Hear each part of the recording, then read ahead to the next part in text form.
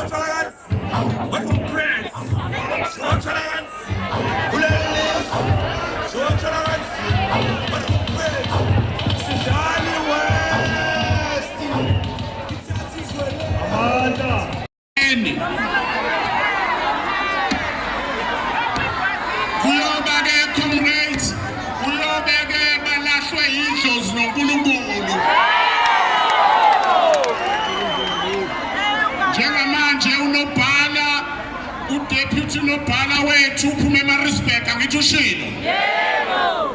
Into ebalulekile cela uzobekezela la ngoba nawe uzoba i-MK next month bekezela. Udeputy unobhala wethu uShongwe into ayishilo. Kuyofanele comrades sizilaleleni into eyisho ubuholi. Silalele no-President Zuma. Awuthi ngiphinde nobhala ukhona. U-President Zuma is a supreme leader kwi-MK. Akekho ongaphezu kwakhe. U-President Zuma comrade njengoba udeputy unobhala esho ubale igama labanye ocomrade akade sebenzana be-office.